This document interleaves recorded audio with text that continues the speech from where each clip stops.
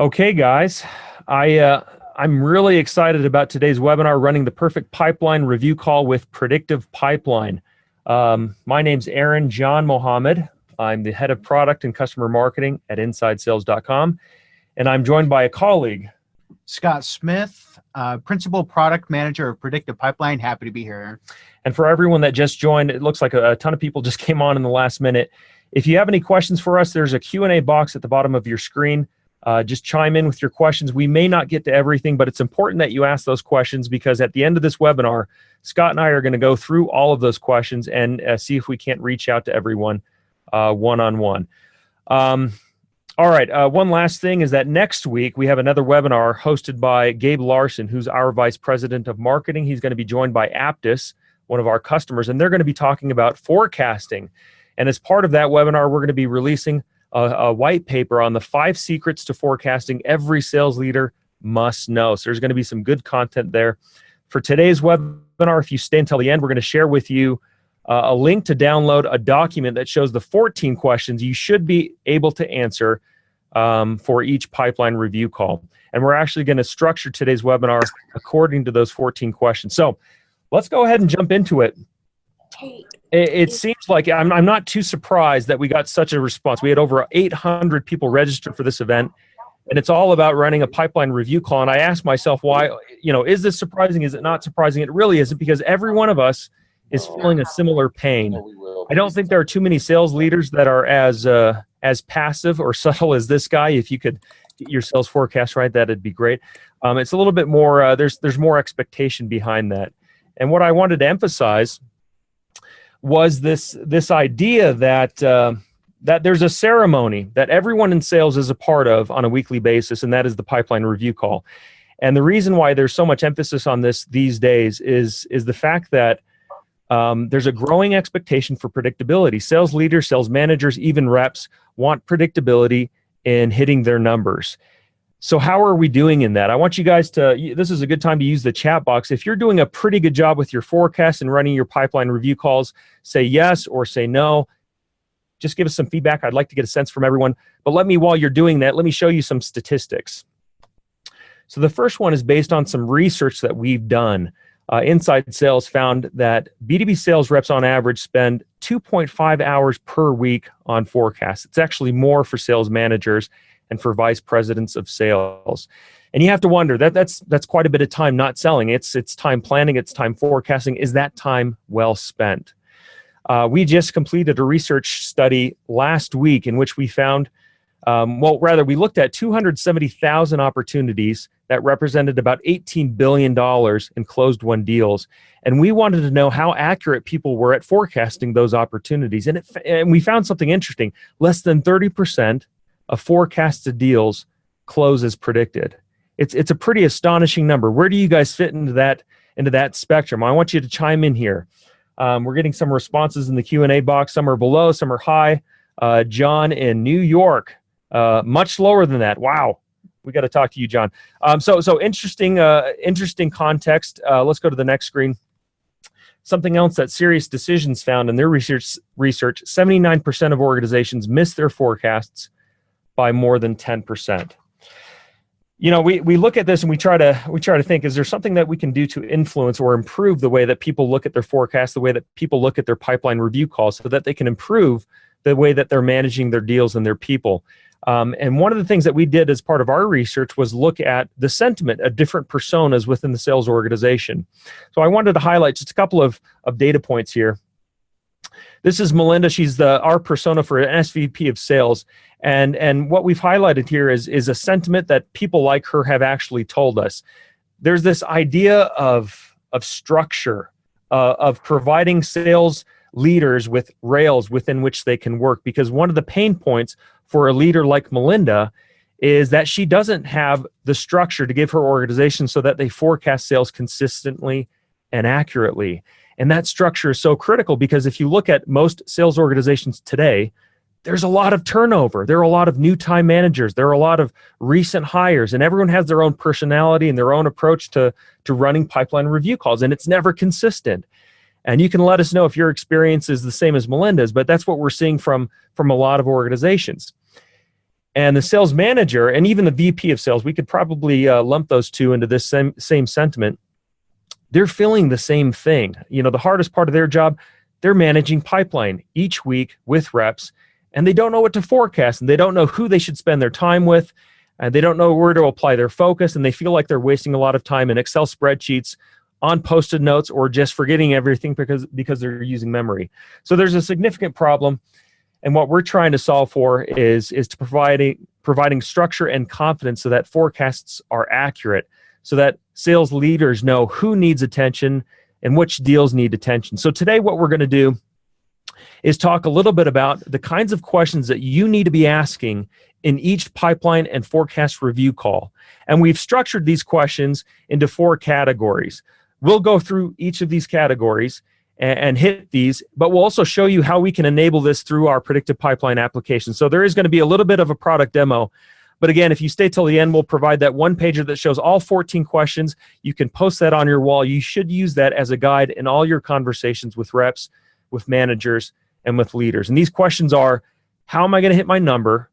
What has changed in my pipeline? And which reps should I focus on, and which deals should I focus on? So let's hit the first one. This should be the guiding question that you bring up or that you use as your structure point for each pipeline and forecast review call. Do you have a clear path to your quota? It's surprising how many organizations can't answer that question effectively. And the kinds of questions that you should be asking to get at that data point is, am I trending towards quota? Do we have sufficient pipeline coverage? Do we have sufficient pipeline health? Pipeline health is an interesting data point. In next week's webinar, Gabe's probably going to touch on this a little bit with our customer Aptus, but also in the white paper that we're going to release to all of you. It shows how to measure pipeline health in the right way. So we'll cover that separately, but I just wanted to call that out as something that should be on your radar as you look at your pipeline each week. And then doing some sort of gap assessment. You're going to have to evaluate where you're at, where you want to go, and what the risks are in having you achieve your quota. So I'm going to turn it over to Scott real quick. He's going to show you how we can enable this within the product. Thanks, Aaron. Hey, I just wanted to kind of show a couple highlights from a product standpoint around Jeff. And as Aaron mentioned, Jeff is a manager, and as he looks at the tool, the first thing that he cares about is he wants to understand how he and his team are doing.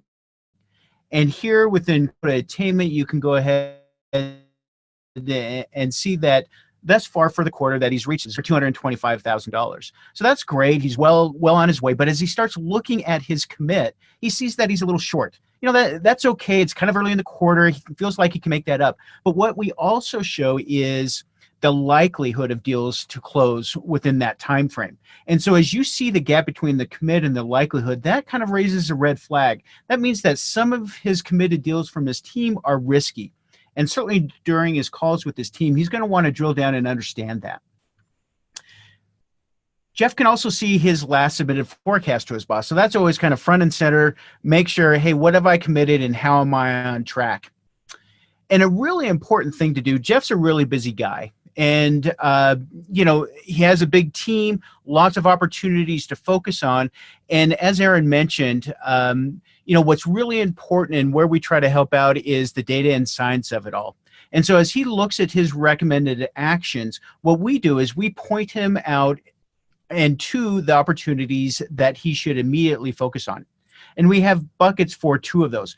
I mentioned the 4 deals that are currently committed, but as predicted, not likely to win. And then there are other 6 deals worth $105,000 that are likely to win. And so those are really kind of key points that Jeff, given his busy day, that as he's talking to his team members, those are the ones that he's going to focus on initially. I do want to cut you off real quick because this is an important point. He talked about data and science. If anyone knows anything about inside sales, you know that we have this mantra: data and science can help you sell more and help you crush your quotas. And we firmly believe that. We've incorporated that into this product. But I want to highlight something because the sales leader told me a couple of weeks ago, gut feel, it gets better over time. So does human judgment. And there's no denying that. That is true. So we're not about replacing gut feel or human judgment. We're about augmenting it with data and science, with machine learning. And what Scott showed you here, especially that last portion, I want to highlight that recommended actions portion. What the AI engine behind Predictive Pipeline is doing is looking at all sorts of factors in pipeline change and pipeline deal composition, behaviors, and it's identifying some of those triggers that you simply can't find even in Excel, even running formulas. There are things that you can't pick up on unless you have some sort of data and science running behind the scenes. So I just wanted to highlight that idea of not replacing human judgment, rather augmenting it with data and science. So the next session is pretty powerful. If you don't have somewhere in your weekly pipeline review call some conversation about change analysis, what is change in your pipeline, you're doing something wrong. This is one of the most highly influential factors in determining whether or not a deal will close or whether or not you're going to hit your pipeline. And as I mentioned, the machine learning behind Predictive Pipeline factors in as one of its major components change analysis to determining what to forecast and which deals to focus on. So the kinds of questions you should be able to answer with your reps, if I'm sitting down with my team, I want to be able to answer which deals have moved in and out of pipeline, which deals have moved in and out of commit, are committed deals progressing, and probably the most important question is, why? Why is all of this happening? You know, we were talking with a prospect a couple of weeks ago. They're now a customer, but they were saying that they used to go through these spreadsheet gymnastics. They jump from one workbook to the next, and they could never account for the dollars. They could never account for the change from one week to the next, and they would literally spend and waste hours just getting at the what. So the concept here is spend less time evaluating the what. If you can automate that, automate it, and then spend the bulk of your time reviewing the why, and then holding people accountable to that why from one week to the next. So now Scott's going to show us that in the tool. Thanks, Aaron. So as you start looking at the waterfall of what's come in and out, and Jeff is looking at his waterfall from the last week, and that really provides some good context of where I was last week and obviously where I am today. So I get a good idea that, hey, last week I was at 357. As I look at my commit, I could also look at my best case scenarios through the waterfall. And then Jeff notices that he's at 585 for the end. He's looked at deals that have moved in. So he sees that 17 deals have moved in with the dollar amounts. He sees that his team has lost a couple. He's really happy that they've closed 8 deals. But ultimately what this does is it provides context for Jeff as he begins to talk to his team of, hey, how's my team done this week compared to when we talked last week? And it's a great starting point to look at that change. And it's really kind of a competitive advantage and difficult data points to find in Salesforce and other CRM tools. All right, great. Now you guys remember those 3 questions or those 4 questions. The first one was, how are we trending towards quota? What has changed? Now we're on which reps should I focus on? We're going to get into a little bit more depth. You're going to see more of the tool after this section. But I just wanted to highlight a couple of things. Those of you in sales, probably all of you, you recognize that managers of sales reps don't always know which reps need help. We'll show you the team's view within Predictive Pipeline in just a moment, but being able to quickly see how each rep is trending towards quota in the same kind of visualization that you saw on that home screen of the tool just a moment ago, what their gaps are, what their coverage looks like. These are the keys to determining where managers should focus, where they need to spend their time. So what you're going to see within the tool is how we can identify which reps are on track to hitting their quota, which reps have enough pipeline coverage, which committed deals for each rep are likely to close, and how you can evaluate that, and then which deals ultimately you should focus on. So just to highlight as we kind of blow out that screenshot, that as Jeff looks at his team, he can quickly see how each one is doing. And you'll see that the colors are similar, that you can look at what's the one, what's my commit, what's likely to close for the quarter. But I want to focus on this flag here, that we also, a key part of forecasting and pipeline management is obviously what's in your pipeline. And so as you look at your team, you need to understand that, hey, how are you doing right now? But maybe even more importantly is, what is the rest of your quarter like? What's your pipeline? How strong is it? How big is it based off of your close rates that it will drive the ability to close your quota goals. And so as you look at this from a flag standpoint in this image, that you can see that as it kind of falls at the very end, you can see that Aaron, for example, he doesn't have much pipeline per his quota. So he's going to struggle. I really need to focus, or Jeff needs to focus on Aaron. Meanwhile, Jeff is looking okay based off his commit, his quota, and what's currently in his pipeline. So again, Jeff has this tool to quickly understand his team, not only of their progress thus far, but what their pipeline looks like for the future, because that will drive whether they hit the quota or not. All right.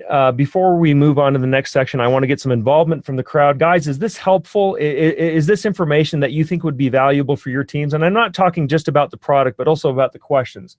I'm seeing some comments come in, some delayed comments about our previous statistic about pipeline accuracy. It looks like everyone's hovering around 30% of forecasted deals close as predicted. That's interesting to see. Please let us know if what we're sharing with you adds value. So we're partway through our persona Jeff's pipeline review call. He's looked at his performance, how he's trending. We've looked at his team. He gets this cool visualization of where everyone's at, what their pipeline coverage looks like, where he needs to spend his time.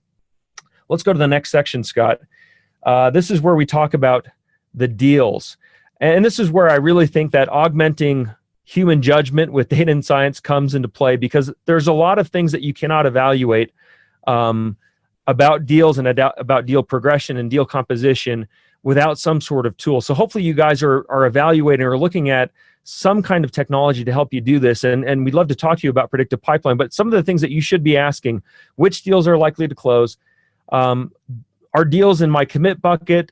Are there deals in my commit bucket that should not be? And are there not deals in my commit bucket that shouldn't be? So there are different factors here. Not only do you need to focus on the deals that you should be spending time on, but you should avoid those deals that are going to drive you away from your goal. And the reason why this is important, you guys probably are familiar with some of these statistics, but it turns out that reps end up spending 3 times the amount of time on bad deals than they do on deals that will close. And if that's true for your organization, it's not surprising that 79% of organizations miss their targets by more than 10%.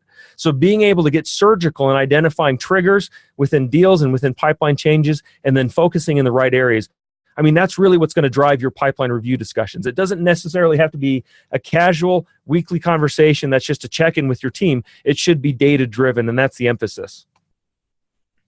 So let me show you, as Jeff begins his call with Danielle on their weekly cadence discussion. So looking at here, Jeff drills down, and now he's looking at data specifically for Danielle. And you can see that it's very similar to what Jeff sees, that for Danielle, you can look at her quota attainment, you can look at her last submitted forecast, you can go ahead and look at what her pipeline looks like, what's moved in, what's moved out, where she started last week, and where she is currently.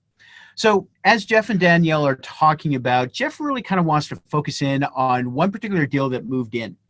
And so as they talk about this deal, you can see a couple things that kind of Jeff notices immediately about this deal. And one is the Salesforce stage, that it's only in pre-qualification, yet it's commit. So that's kind of a red flag for him. He's wondering, why isn't it further along, given that it's already in commit?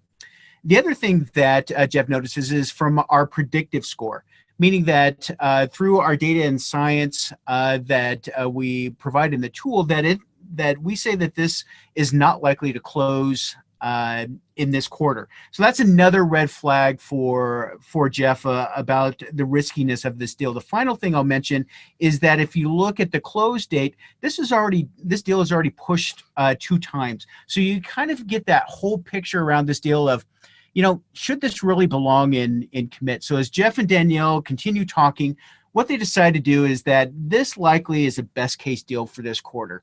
And so through this tool, they can go ahead and change the forecast status. They're going to move it from commit, and they're going to move it to best case.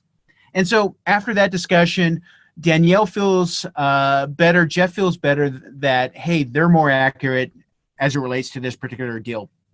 So as they continue their call, they look at their best case scenarios now. And you can see commit best case as it rolls up that they find another deal similar to the one that they moved from commit to best case.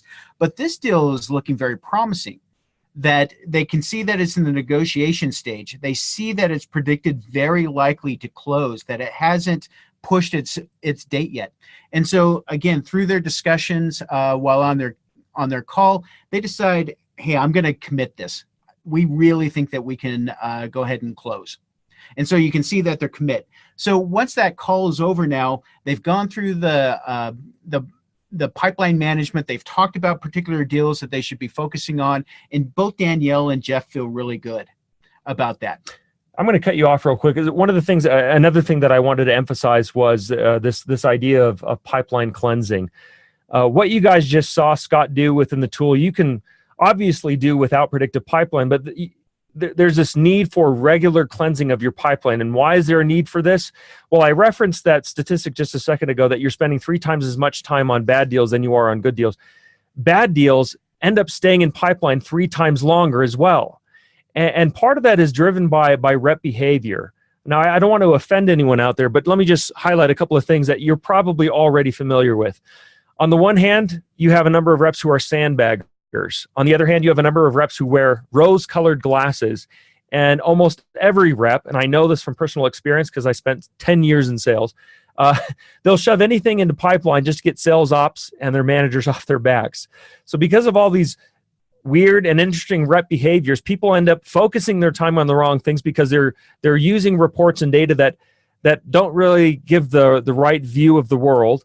And they're actually focusing on deals that shouldn't be in pipeline that are in pipeline. So pipeline cleansing should be a regular part of your weekly cadence with your teams. You should be evaluating the strength of your pipeline, the reality of your pipeline, whether deals have been miscategorized or not, and how you can make those adjustments in real time. We've just tried to make that simple for you within Predictive Pipeline. So getting back to Jeff, thanks, Aaron. Getting back to Jeff, that he's now ready to forecast. He's had his calls with his team. He's had his calls with Danielle, and it's Friday afternoon. His boss is expecting his forecast. So as he starts looking at his numbers now, he can look at commit. He sees his best case and what's won for his team and his pipeline. And he notices, oh, hey, here's the deal that I was just talking to Danielle about. So he can see a history of how that forecast status has changed from commit to best case to out of forecast, whatever the case may be. So he's really happy that as he goes through and as he prepares his forecast, that he has reference points of what his team has changed and how things are looking. And so as he is ready to submit his forecast, he looks at data from Salesforce. He sees the changes that he's made within his team. Remember that this is the 20,000 that he and Danielle talked about, with one deal moving to best case, another deal moving back into commit, but ultimately decreased $20,000. So he's feeling really good about his numbers. But Jeff has been at this for a long time, and he's got a gut feel. He knows his team. He's very experienced, and he thinks that the team, and he feels pretty confident that the team can actually do an extra $100,000 worth of deals. And so as he submits that, he can make his adjustments. And now at that point, he's ready to go ahead and submit his forecast to his boss. And so what you'll notice is I make that submit from the last submitted forecast. I go ahead and submit, and it rolls up to his boss. Thank you for that. And I just got a question from David. I wanted to address this. I'm probably not going to be able to answer this fully on this call, David, because we have a pretty diverse audience. But you've asked, what's the average time that you should be spending cleansing your pipeline each week? It's a really good question. You saw Scott right now walk through the eyes of Jeff, this sales manager persona. He was able to evaluate 2 or 3 deals in a matter of seconds. If you've got 400 deals that you've got to go through, obviously it's going to take more time. So part of the predictive engine behind Predictive Pipeline is going to prioritize those deals based on what it's looking at for the current period. So you'll probably whittle that 400 deals down to a handful of deals that you should be prioritizing or focusing on. But the reality is it really depends on your organization.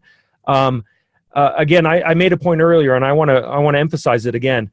There's this concept of the what and the why.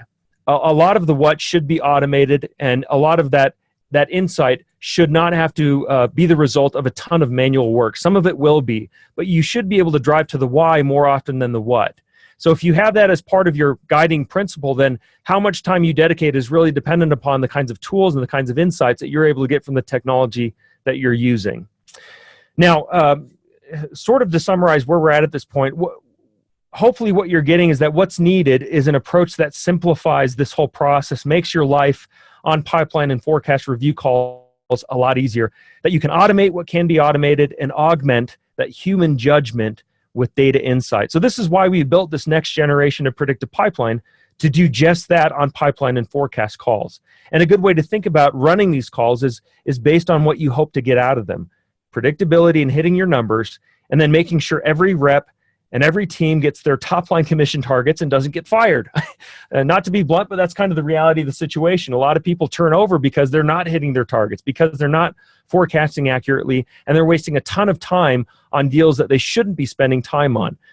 So in order to do all this, every pipeline review call should focus around these core questions, these categorical questions, along with the other 14 questions that we've identified. But these categorical questions: how I hit my number, what's changed, which reps to focus on, which deals to focus on. And then one more, I guess you could call it a parting thought. I asked one of our internal experts, a guy by the name of Derek Moore. He's a VP of Business Ops. He's got 13 years experience running or participating in pipeline and forecast review calls.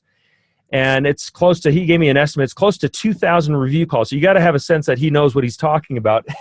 And I asked him, in his time and his experience, the hundreds of leaders that he's worked with, there's got to be a couple of consistent traits that great leaders always adopt in their pipeline and forecast review calls. And he said, without hesitation, yes, there's one thing that every leader, every great leader does on these calls.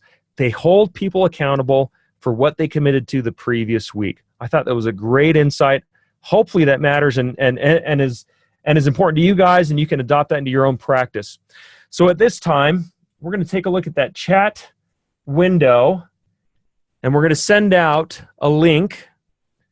I think you just got it there. This is the link to the 14 questions that you should be able to answer on every pipeline and forecast review call. It doesn't necessarily mean you have to answer them every week, but you should be prepared and have the insights to answer them every week. If you guys have any questions beyond what we covered today, any questions about the product, any questions about best practices, any questions about forecasting, which we're going to cover next week, please feel free to reach out to myself, Aaron Janmohamed. You see my email address there on the screen. Scott Smith, Principal Product Manager, his email address is there on the screen. Thank you so much for joining, everyone. Have a great day.